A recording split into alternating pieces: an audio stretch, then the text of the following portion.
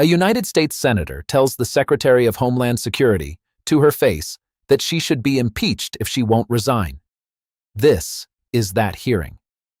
Senator Cory Booker, Democrat from New Jersey, just spent 5 minutes methodically dismantling Kristi Noem's entire tenure at DHS. American citizens detained for days despite showing passports. A U.S. citizen living in California was detained more than 70 hours, almost 3 days, even after he showed ICE agents his passport. Children terrified by armed agents at school bus stops. A woman shot multiple times on her way to church.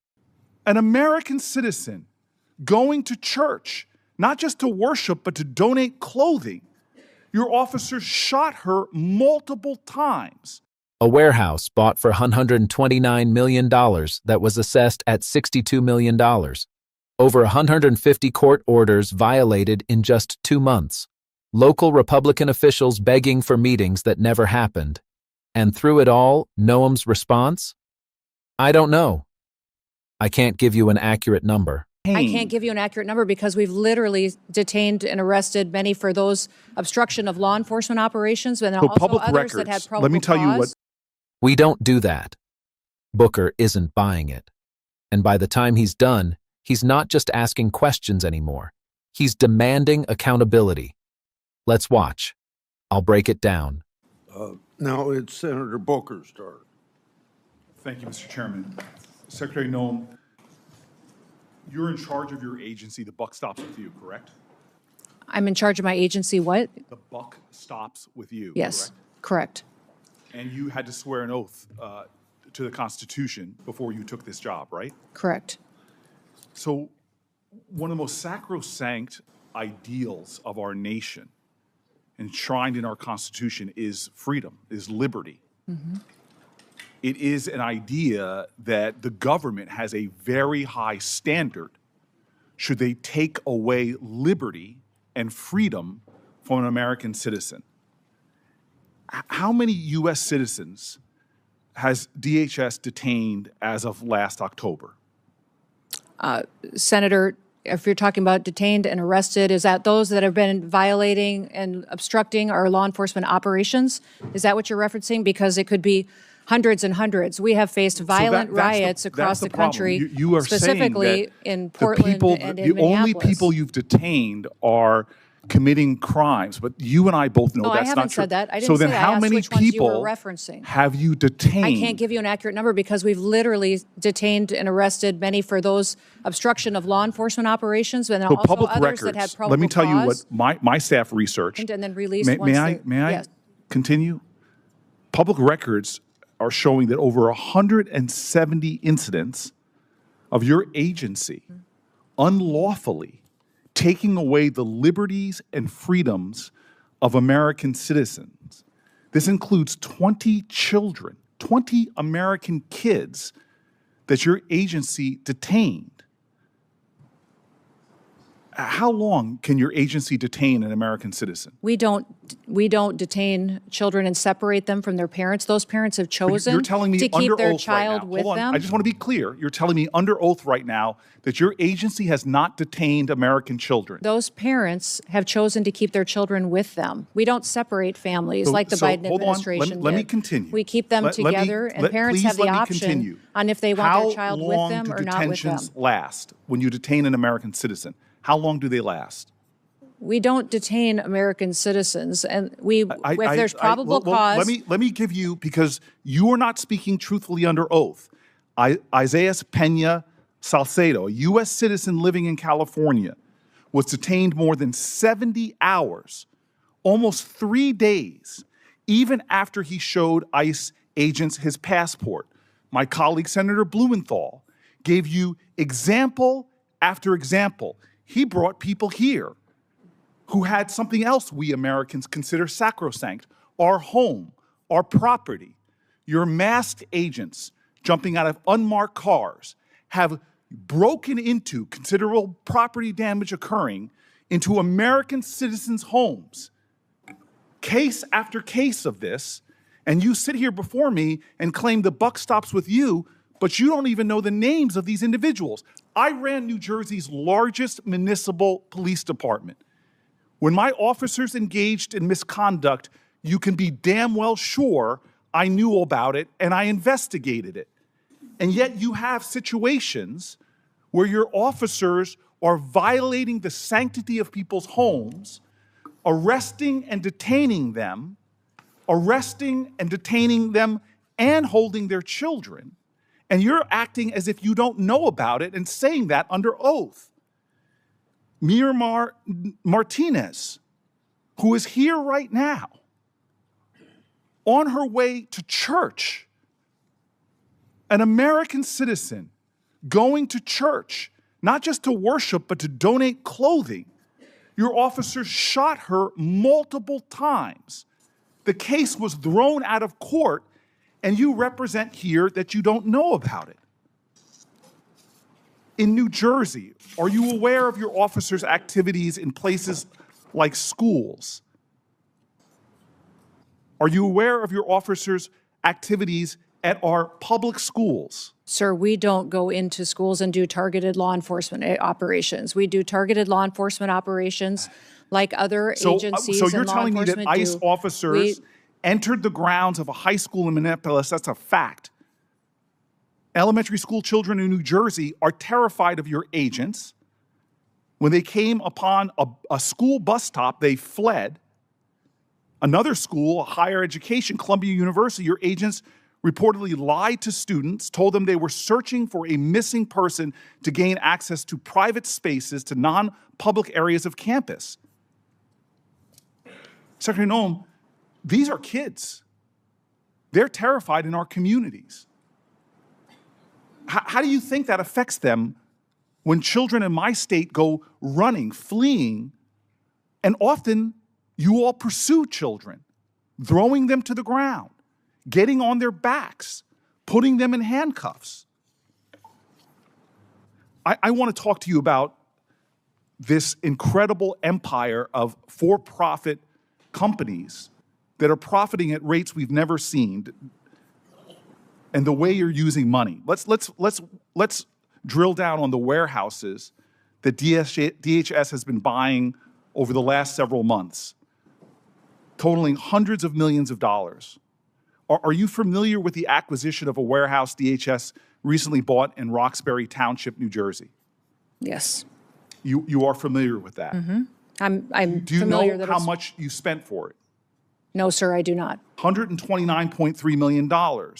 Do you know how much it was assessed for in New Jersey? Sir, we're purchasing centers across the country to build efficiency into our detention system. Efficiency to so that me, we as can... a person who's run tight budgets before and had taxpayer dollars, you paid $129.3 million for a facility in my state that was assessed at less than half of that, at $62 million. To work for a president that says he's a great deal maker, I can't believe he thinks that you're a great deal maker.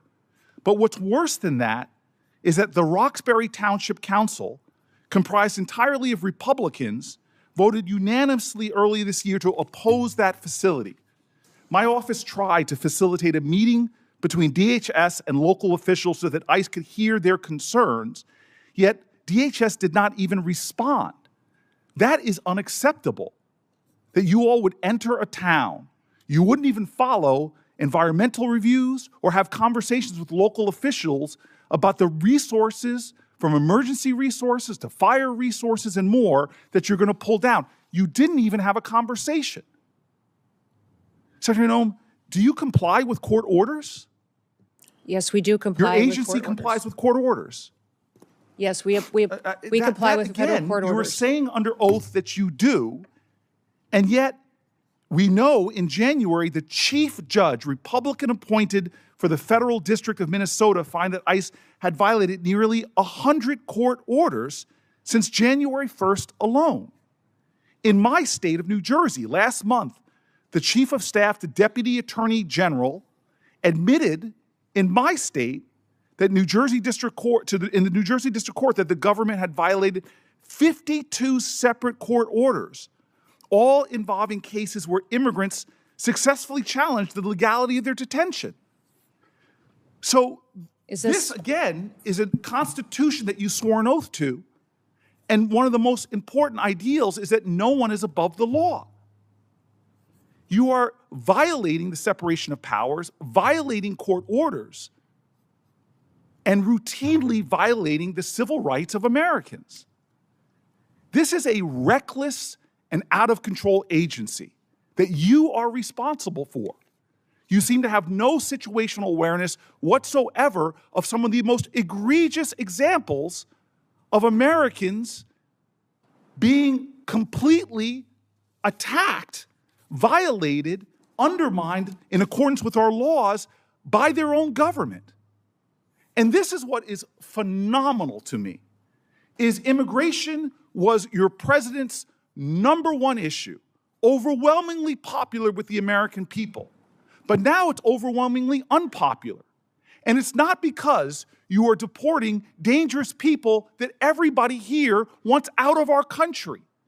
No, it's because you're going into our schools. You're terrorizing our children. You're detaining children. You're arresting Americans. You're breaking into our homes. You're terrorizing our streets. You're violating our rights to peacefully protest again and again and again. None of and then that when is a true. court tells you None to of that stop, is true. and then when a court you are tells trying you to stop, to impede you us violate from enforcing judges' the law orders. Not in and a getting partisan dangerous way, criminals off of our streets Republican-appointed and so we don't have Democratic more appointed. families like the ones that are Don't sitting sit behind there me. and tell me that Lost you are their children. They're responsible gone forever. for the running of your agency when you're not even aware. Either you are utterly incompetent or you are violating laws with impunity. You should step down from your position. If you don't, you should be removed by this president. And if not, Congress should impeach you. I appreciate Lee. the encouragement.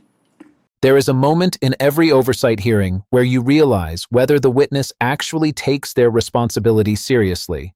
And that moment came for Kristi Noem about 30 seconds into Cory Booker's questioning when she tried to deflect a simple question about detained American citizens by talking about riots in Portland.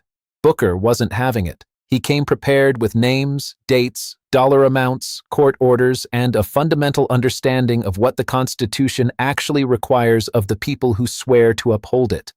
And what he laid out over the next 5 minutes was nothing short of an indictment of an entire agency. Let's start with the numbers, because the numbers are staggering. Over 170 incidents of DHS unlawfully detaining American citizens, 20 American children detained. Isaiah Peña Salcedo, a U.S. citizen, held for nearly 3 days after showing ICE his passport. A woman shot multiple times on her way to church. Case dismissed, and Noem claims not to know about it. Nearly 100 court orders violated in Minnesota since January, 52 in New Jersey alone.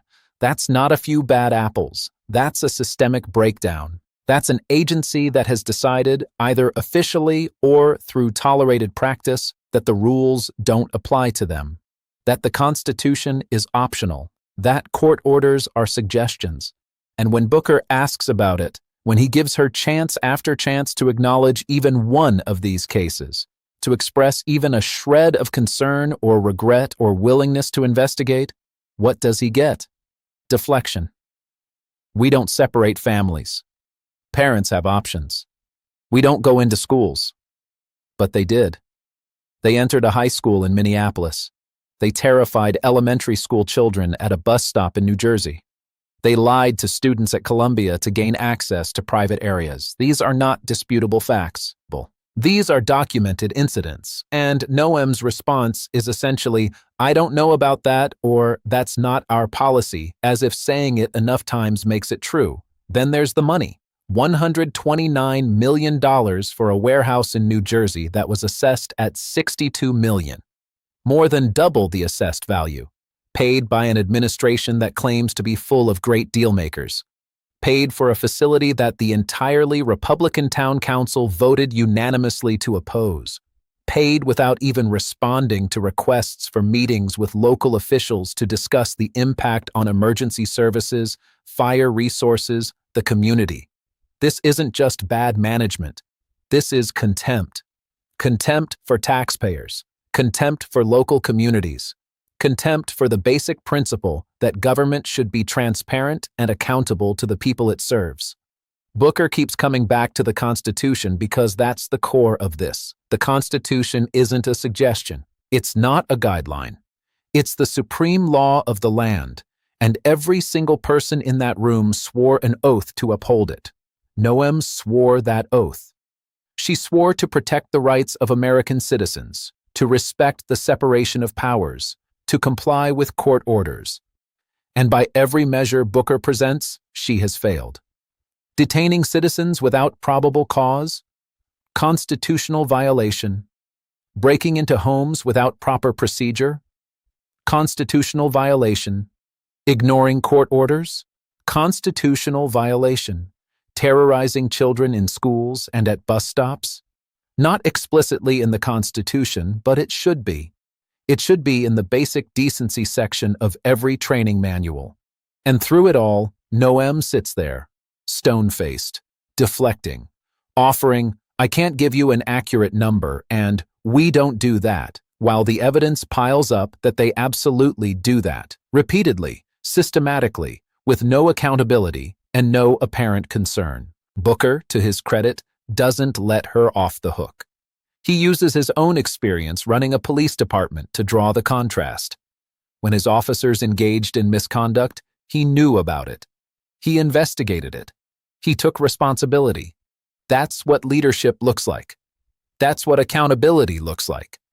That's what the buck stopping actually means. Noem, by contrast, seems determined to know as little as possible, to stay ignorant so she can stay plausible, to avoid looking too closely at what her agency is doing so she can truthfully say she doesn't know when asked about it in hearings. But ignorance isn't a defense when you're in charge. It's an admission of failure. If you don't know that your agents are detaining American citizens for days, that's a failure of oversight. If you don't know that your agents are shooting people on their way to church, that's a failure of leadership. If you don't know that your agency is violating hundreds of court orders, that's a failure of management. And if you do know, and you're pretending not to, that's a failure of integrity. Either way, you shouldn't be in charge. Booker's final demand is extraordinary but justified. Step down. Be removed by the president. Be impeached by Congress. Those are the options. Because the alternative, allowing this to continue, allowing an agency to operate outside the Constitution, allowing American citizens to be terrorized by their own government, that alternative is unacceptable. Noem's response? I appreciate the encouragement. Sarcasm. Dismissal. The same contempt she's shown throughout. She's not taking this seriously. She's not taking the Constitution seriously. She's not taking the American people seriously. And as long as she's in charge, DHS will continue to operate exactly as it has, outside the law, above accountability, and beneath the standards this country deserves.